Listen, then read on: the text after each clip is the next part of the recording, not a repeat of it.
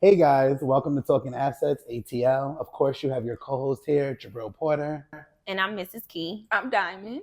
But we also have a special guest here today. We have Wendall King, who is a loan officer. First thing you want to do is save up 6 months of savings. Okay, so even if you're thinking about, when you think about being an entrepreneur, because there are going to be times where you're not going to have money. You're not going to have closings. You're not going to close anything that's in real estate or any type of business. Yeah. So you want to have at least 6 months of savings. Now, how do we get to that 6 months of savings? So we got to look at, if I have a W-2 employed position right now, Right. so I got to look at, okay, what are all my expenses, my major expenses, like bill, gas bill, water bill, car note, rent, whatever. I need to save up 6 months of that. Now, how do I do that? Okay, you got to be disciplined. So two things when it comes to a budget that you must be: disciplined and consistent. If you're not disciplined and consistent, your budget will not succeed. Right. So let's say you add all that up, it's $1,000, right? Okay, so now it's tax season. So now if I get $7,000 in taxes, I put that $7,000 aside. Now I got my 6 months reserves. Come on now. All right. Now, when it comes to the actual budgeting, right? On a daily basis, you got to say, okay, what are some things I can cut out? Do I need to cut out my Stella wine, and do I need to make my own wine for myself? Okay, I may not be able to buy me a wig this month. I may have to wait 2 or 3 months down. He's talking about me. I'm just saying. No, these is real life, get practical examples. Yeah. I mean, when I go to the when I go shopping, do I need to go to the first rack I see, or do I need to go to the clearance rack to see what's on clearance? So right, exactly, because a lot of times, what you see on that first rack is going to be the most expensive, and what people don't realize, everything is marked up by 200 or 300% anyway. So I'm not sure if you guys seen this. It was maybe like a little segment that they did with people that was going into the store in New York. They were buying. The store was called Pay Something, but it was actually a Payless store, right? Did they change the name on it or something? Yeah. But people was going in buying the shoes. They were Payless shoes, but they were. But they were looking at them from a lens like these must be high-end designer because they had high-end prices on them. Right. So with that being said, they going in there paying that high-end designer price, but then really, the shoe was only like $15-$20. You know what I'm saying? The psychology, right? Of how we even attach value to things based on what they cost. Right. Yeah. Interesting. Yeah. So it's marketing. A lot of times we fall for that. So in order to be a better budgeter, I have to say, okay, look, I need to, just like I said, the psychology. I got to understand. Look, I got to put my blinders on. I got to stay focused as to what I need to do. You got to look at where do I want to be 5-10 years from now. You know what I'm saying? So if I'm looking to be a top producing real estate agent 5 to 10 years from now, I gotta keep my blinders on. I know I can't go out here and buy these designer clothes. I can't go to STK, right? 2 or 3 times a month. You know what I'm saying? There's nothing wrong with cooking from home. Come on. There's nothing wrong with taking your lunch. I look after the economy slowed down, I started doing it a lot. You know what I mean? So it is what it is. And there's nothing wrong with it. I think we make it sound unattractive to budget, and to lower your expenses. Like, I just have it, and this has just been my mindset. You have to give things up to go up. And that includes people. You can't even take everybody with you. So, there are some sacrifices that you have to make. And I just love that too. One thing I'm picking up from what you're saying is goal setting and budgeting go hand in hand. It definitely does. Because if you don't know why you're budgeting or what you're budgeting towards, you don't commit to it. You gotta have a why, right? Or something that you're working towards. Or a dollar amount. We don't have a number. Right. But I got my number though by way of looking over my expenses, and I know how much it's costing me to live every month. Yes. So with that in mind, I'm like, okay, we need to triple that. You know what I'm saying? Like, so I'm not my earnings are not at a deficit. My earnings are not at a break even point. I'm operating out of abundance at this point, you know, and that's comfortable for me. I don't need $1 million yet, but I need at least 2-3 times, you know, my expenses. That's what I would love, you know. So, but that's my goals. You know, everybody goals look different, but you gotta have some goals. Definitely. Yeah. Absolutely. So let me ask you this. So why does Elon Musk travel around with a 500 square foot home on the back of his trailer, but he don't have a $100 million mansion? The guy's worth $300 billion. You know what I'm saying? He can buy whatever he want to buy, but he riding around with a 500 square foot, you know, convertible home on the back of his truck. Hey, the richest people that I know, because he can buy whatever he wants. Yeah. He ain't got no points to prove. He has no points to prove. He probably don't be at home much anyway, so it's just not making any sort of sense for him. I mean, I don't know. You give us what's your psychology around that? What you think? I mean, how many of us are at home anyway? I mean, now, you know, how many hours? How many hours at home anyway? Right, right. A lot of times, I mean, we're mostly out.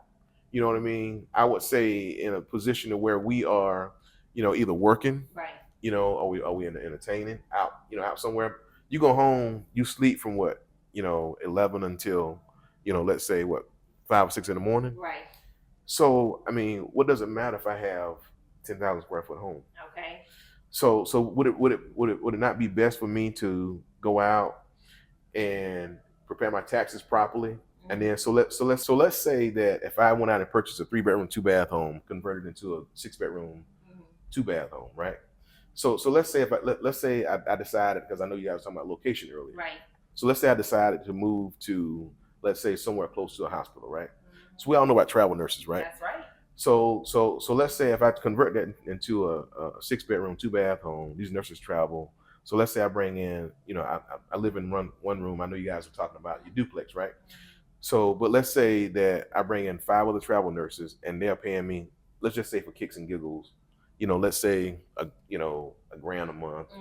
You know what I'm saying? So now we're talking about $1,000 a month, you know what I'm saying, from each. Right. Okay, I'm getting $5,000 a month. I mean, I think that'd be enough to cover my mortgage, right? Yeah. I think so. Yeah. I mean, I think a 3-bedroom, 2-bathroom better be less than $5,000 a month. Right. Yeah. Look, you're familiar with that.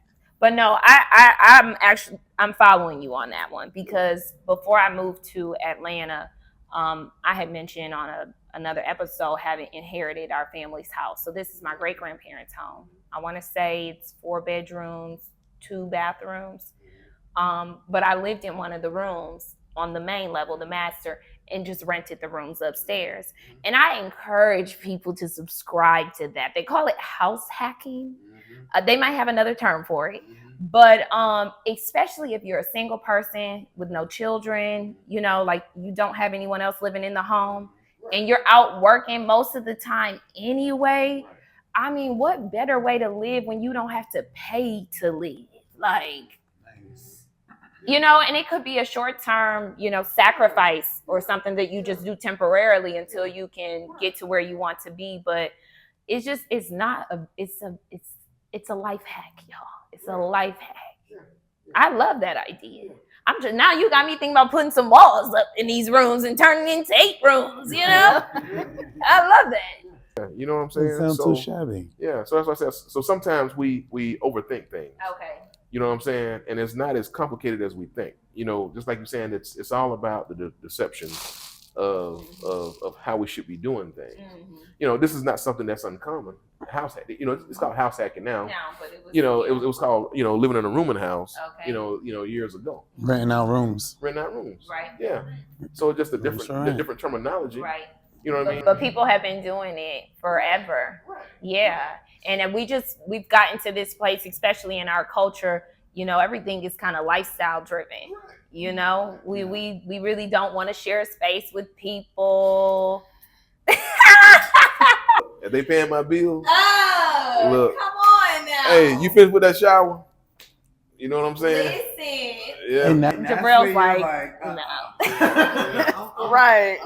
You and Diamond are like right here. You like, no. Look, again, I mean, when you go look at other countries, other cultures. Right, You know, in the States. In the States. Yeah. We're the only culture that don't do that. Yeah, no, we are. And I'm not gonna lie, rooms for rent is very popular in New York, honestly. Yeah. That's very popular. Yeah. So when I come down here and they're like, we don't do that, I'm like, this is my talk. Because in Atlanta, it at one point it was cheaper. So you get what I mean? People weren't thinking to rooms for rent or things like that. So yeah. Well, it is coming back around, and you bring up a great point. This could be a great way to not just lower your expenses, but monetize your living space. You could easily cash flow renting out 5 rooms for $5K. You should be cash flowing. Because not only will you be making your $5,000, you'll be paying your mortgage, still having cash flow, compared to you paying your mortgage and taking that out your cash flow. That's right. So I have a question, because let's just say I do that now. I have a house and hey, I'm renting out some rooms, but I'm looking to move. How would I come to you as a loan officer saying, hey, yeah, I'm a 1099 person as far as what I do. I'm a realtor, but I also rent out these rooms in my house. How would I actually put that in on my loan application or explain that to you so y'all can lend me some money to buy a house? Well, your tax returns would explain that to us. And what I mean by that is we use what we call a Schedule E. Your Schedule E is pretty much your schedule of real estate. That tells us, how much income you have coming in. Now, a lot of people, they don't want to report it. But then again, this goes back to, you're trying to hide from the man. Look, the man know everything anyway. If not, he's going to get you somewhere down the line. So with that being said, your Schedule E will show you how much income that you're making. And now, so let's say you couple that with, let's say you made, let's call it 50,000 in real estate. We look at, your Schedule E showing where you collected, let's say, additional 50,000 in rent. Okay, so now you had $100,000. So with that being said, now you can go out and purchase another home, and then of course, so let's say you qualify for that down payment assistance, right? So now instead of having to put up 3.5%, 7%, now you put up 3.5%. You see what I'm saying? Yeah. So now we're talking about budgeting. Okay, so now I just giving you an idea that you can go out and implement simplistically, not only to budget, but then also build wealth. Right. No, that's a fact. That's a fact. And I'm glad you brought that point up, because you don't have to be an entrepreneur to do that. You know what I'm saying? You could be very well be a W-2 employee, go out and purchase you a home and start renting out those rooms, and now you're bringing in this rental income. You're an investor. Okay. I'm here for it. True investor. I'm here for it. Look, me and Jabril, we not here for it, but we here for it. Listen. You break it down like that, it kind of makes you think like, Okay. I'm here for it. And it may not be for everyone. But me not It may not be there. for everyone. I could buy a house and think about actually doing that, like split pad or, renting out the rooms. But I don't want to live there with that's the guys. fine. Like, I can rent out the rooms in the house that I own. Yeah. But y'all understand me. Yeah. No, that's fine. I think to, your point, it's not for everybody, but it's certainly an option. It's another way to consider, how do I lower my living expenses? How do I cut some expenses here? I may temporarily want to rent out some of these unused spaces in my home. Yeah. So we talk about budgeting and ways to save money. Right. So again, that's just one idea that's very simple that you can implement right away. Okay, y'all better go run the play. All right, I'm saying that was a true gem. It's like I said, it's been tested. It's something that I've been doing. And next month we actually pay off my great grandparents' home. So awesome. And it's still cash flows. Okay, by the room. So I'm telling y'all, it's been tried, it's been tested, and it works. They have a whole little podcast out here called House Hacking Success. So y'all better get on it. But no, I appreciate you sharing that, giving us a different perspective on the budgeting side as well. Yeah. Thank you. That was good. So there you guys have it. How to budget, how to house hack. No, but all jokes aside, we appreciate you guys for even listening. We appreciate Wendell for coming in, giving us those gems and those little key points that we all need. And if you want, subscribe. Yeah, you can subscribe on YouTube, obviously, at Talking Assets ATL. We're on Instagram. We're on TikTok, Facebook, all of the things. Same social handle. But also, we'll include Wendell's information in the show notes so that you guys can reach out to him. He's, like he said, he's lending in all 50 states. All of them. Okay, National. so this message applies to everyone, be it 1099 or W-2 employees. Make sure you have a conversation with him. He ain't gonna leave you hanging if you ain't ready, but he gonna get you ready. So we're here for it. All right. Thank you. Bye.